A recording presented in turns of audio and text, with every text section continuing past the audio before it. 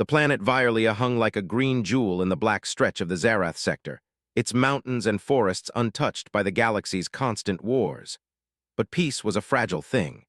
For centuries, the Zarath Empire had ruled the surrounding systems with iron logic, believing themselves the ultimate intelligence in the galaxy. To them, humanity was insignificant, a primitive species, clumsy, emotional, and entirely predictable. Kale had never wanted to be a hero. He had grown up on the edges of Violia, a small village nestled in the foothills, learning about machines and engines rather than politics or wars. He loved the quiet life, the smell of the forests, and the rhythm of repairing broken things for people who trusted him. But life, as it often did, had other plans. When the first Zarath fleets appeared in the orbit of Violia, Kale's village was among the first to feel the sting. Metallic shadows stretched across the sky as dropships descended, disgorging soldiers in sleek armor, each movement precise and deadly. Panic spread like wildfire. Families ran, hiding in caves or in the thick forests, but the Zarath were not fooled. They had advanced scanning technology, able to see through the densest foliage. Kale knew that running would only delay the inevitable. He remembered the stories his father used to tell him, stories of humans standing up when everything else failed. His hands clenched around the tools he had at home, nothing more than hammers, wrenches, and scraps of metal. But he knew the terrain. He knew the old industrial towers left from Violia's long-abandoned mines. And most of all, he knew one thing about the Zarath. They expected humans to panic. Kale's plan was simple in its own reckless way. He would lead a small group of villagers to one of the tallest towers, use its height and structure to trap the enemy, and force them into a fight they did not expect. There was no guarantee of survival, but Kale did not have time to wait for certainty. The villagers followed him reluctantly. Among them was Mara, a childhood friend who had always looked up to him, and Joran, a young boy no older than 15, terrified but clinging to Kale's resolve. They moved silently through the forests, shadows among shadows, with the roar of dropships and the clatter of alien soldiers echoing in the distance. Kale's mind worked faster than ever, calculating angles, considering structural weaknesses, and imagining the paths the Zarath might take. When they reached the old industrial tower, Kale wasted no time. He shouted instructions, and the villagers worked under his guidance. They rigged loose cables to act as tripwires, shifted metal panels to create barriers, and set up a precarious system of pulleys that could topple debris onto anyone pursuing them. Kale moved with the fluidity of someone who had always believed in human improvisation. The Zarath might have superior strength and technology, but they could not anticipate the ingenuity born of desperation. It did not take long before the first scouts arrived.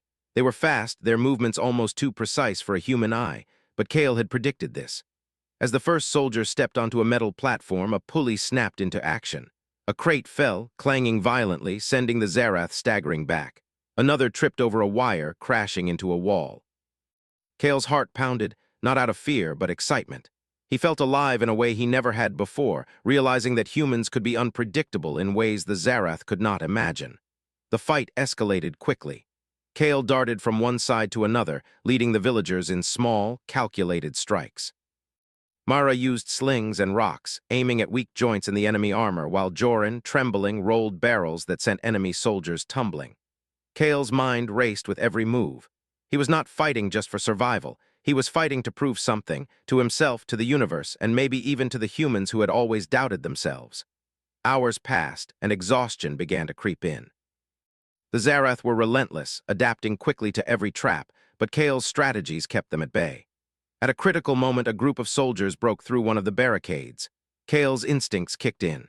He grabbed a heavy pipe and swung with all his might, sending one soldier crashing through a wall. Others hesitated, momentarily stunned by the ferocity of a human who refused to yield. It was then that Elira arrived. Hidden from the Zarath since birth, she had been moving through secret passages of the planet, witnessing the destruction and gathering intelligence. She had seen countless humans flee or surrender, but not Kale. He stood tall, guiding villagers, facing enemies, and turning their fear into strategy. For the first time in her life, Elira felt a surge of admiration.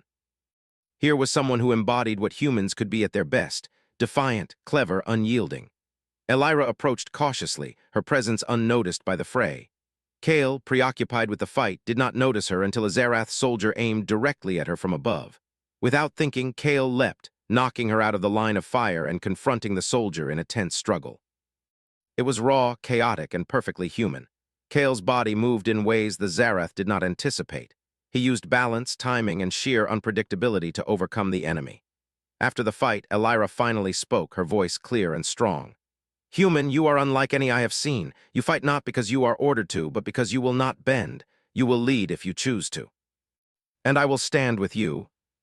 She declared not to the villagers, but to herself and the universe, that this human, this defiant, unshakable human, was someone she could trust with her life. And perhaps one day more than that. In the days that followed, Kale and Elira moved through the forests, organizing the villagers and other survivors into a coordinated resistance. Kale taught them how to use the terrain, how to improvise weapons, and how to anticipate the Zarath's moves. His ingenuity inspired others. Even the most fearful villagers began to believe that they could fight, that humans were capable of rising above what the universe expected of them. Kale's strategies became legendary in whispered tales among the survivors. He would use decoys to lure Zarath patrols into traps, engineer distractions with noise and fire, and create hideouts in places the enemy could never imagine. Mara became his second-in-command, coordinating logistics and morale, while Joran grew into a skilled scout, learning to observe and report with precision. One evening, as they rested in a hidden valley, Elira approached Kale. The sky above was painted with alien constellations, light years away from their familiar stars, yet somehow familiar in their beauty. "You have done more than I imagined," she said softly. "The humans I knew were clever, yes, but you are different. You inspire hope where there was none. And when others doubt us, we prove them wrong." He had never sought recognition, yet here it was, not for power, not for fame, but for the sheer defiance of standing when others would fall. The weight of Elira's words settled in his heart. He realized that what he was building went beyond survival. It was the beginning of something larger. Humans, underestimated and dismissed, had a chance to shine, and he would be the first to show the galaxy their true strength. The days turned into weeks. Kale trained the villagers, honing their skills, strengthening their resolve. The Zarath attacks became more frequent, more calculated, but Kale was always a step ahead. Each battle, each trap, each small victory reinforced a simple truth: the humans would not yield. One fateful night, scouts reported a massive Zarath fleet approaching. It was the largest force Kale had ever faced. Many villagers trembled, fearing the end, but Kale stood before them, calm and unshakable. "They may have numbers and they may have technology," he said. "But we have what they cannot predict. We have courage, we have ingenuity, and we have each other. Tonight, we show them what humans can do." The Zarath would find no easy victories here. As the fleet entered orbit, the first wave descended. Kale's heart pounded, but his mind was sharp. He signaled and the traps sprung, decoys lured, and ambushes struck with precision. The Zarath, confident in their superiority, faltered at every turn. Kale's defiance became a symbol, a spark of human ingenuity lighting the darkness. Hours passed in relentless combat. Kale fought alongside the villagers, each move a testament to human resilience. The Zarath forces began to retreat, overwhelmed by unpredictability and strategy. And through it all, Kale never wavered, never feared, never yielded. By dawn, the battlefield was quiet. The villagers cheered, exhausted but victorious. Kale stood atop the highest tower, looking out at the wreckage and the survivors. He felt a deep, unshakable pride, not just for himself, but for humanity. For the first time, the galaxy had seen what humans could do when they refused to bow. Elira approached him, her expression a mix of relief, admiration, and something deeper. She took his hand and whispered, "You are the human who stood defiant, and you are mine." As the sun rose over Violia, Kale felt the promise of what humanity could achieve. They had been underestimated, dismissed, and ignored, but no longer. The human had stood defiant, and the galaxy would remember.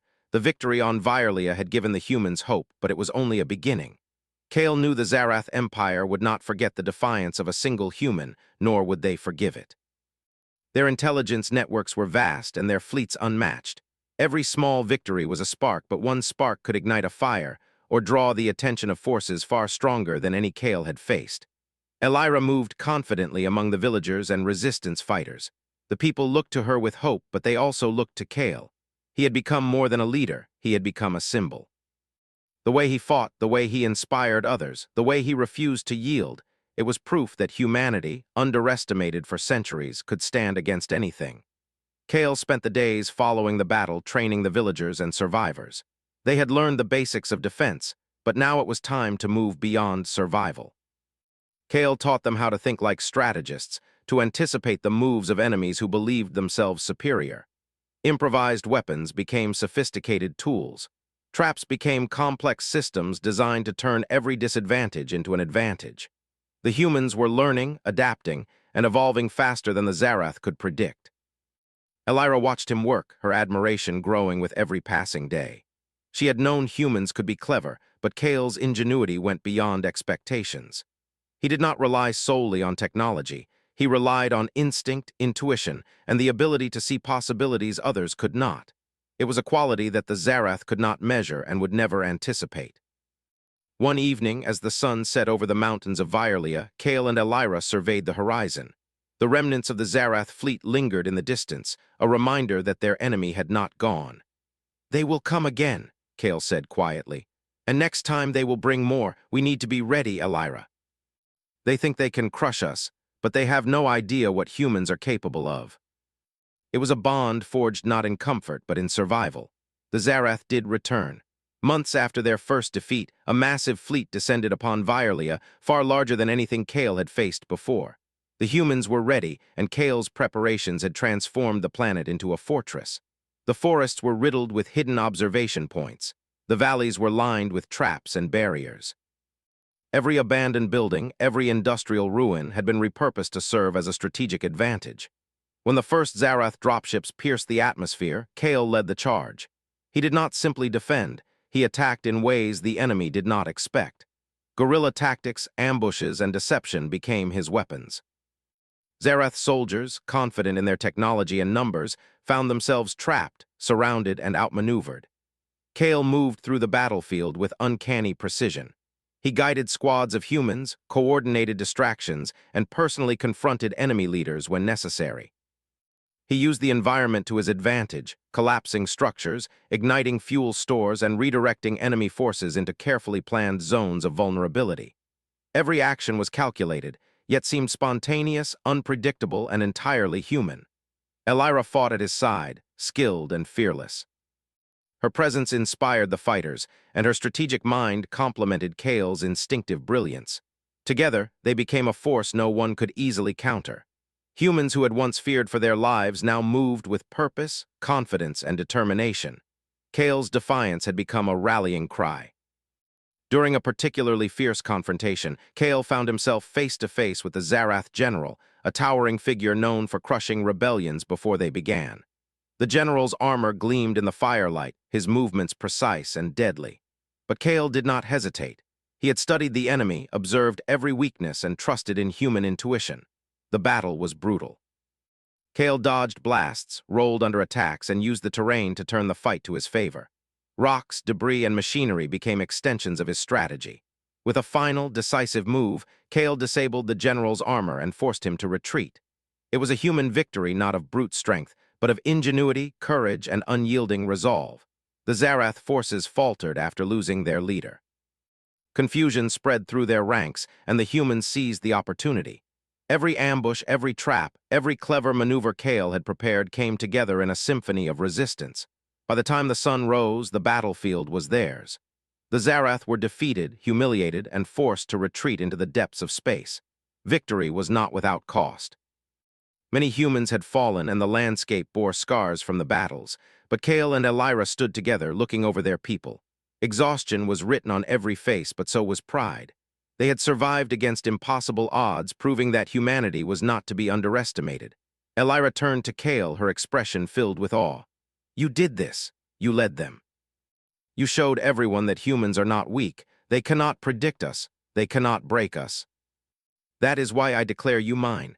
Not as a ruler, not as a soldier, but as the human who will always stand by my side." Elira's declaration was more than a personal bond. It was a symbol of trust, respect, and the unity between humans and those who believed in them. The following weeks were a time of rebuilding. Kale and Elira worked to fortify Vierlia, training the survivors to defend themselves and establishing networks of intelligence to anticipate future threats. Kale's strategies became more refined, his insights sharper, and the humans under his guidance grew into a formidable force. They were no longer merely survivors, they were a people ready to face the galaxy. News of their victory spread to nearby systems. Humans on other planets, long oppressed or underestimated, began to rise. Stories of Kale's defiance, his ingenuity, and his victories inspired hope across the stars. It became clear that the galaxy had underestimated humanity for far too long. One night, Kale stood with Elira on a high cliff, overlooking the forests and valleys of Vierlia. The sky was filled with stars, distant suns shining like tiny beacons of possibility. "They will return," Kale said, his voice steady. "The Zarath will not forget this defeat, but we will be ready. Humans will always be ready." Not just as a leader, but as the human who showed the galaxy that defiance is strength, that courage is power, and that humanity cannot be measured by their expectations. Let the galaxy see what humans can do when they refuse to bend, when they refuse to yield, when they stand together. They were a force to be reckoned with, clever, adaptable, and fearless. Elira remained at Kale's side through every challenge, every battle, every decision. Together, they became more than leaders. They became symbols. Symbols of hope, resilience, and the unyielding spirit of humanity. The bond between them was unspoken yet undeniable, built through shared trials and mutual respect. As the sun rose over Vierlia on a new day, Kale looked out at the horizon, feeling the weight of the past battles and the promise of future victories. Humanity had been underestimated, dismissed, and even mocked. But now they were standing tall, unbroken, and ready for whatever the galaxy could throw at them. Elira stood beside him, her hand finding his. "You have shown them, Kale. You have shown everyone that humans are unstoppable when they refuse to give in. You are mine, and together we will face the stars." And as long as he and Elira stood together, nothing could break the spirit that had risen from the forests of Vierlia to challenge the galaxy. The stars stretched endlessly above them, a vast canvas of possibilities. Kale felt the promise of the future in every glimmer. Humans had stood defiant, and the galaxy had taken notice. They would face the universe with courage, ingenuity, and unshakable resolve. And through it all, Kale and Elira would stand together, a testament to what humanity could achieve when it refused to bow. The human spirit, unpredictable and resilient, had not only survived, it had triumphed. And this triumph was only the beginning.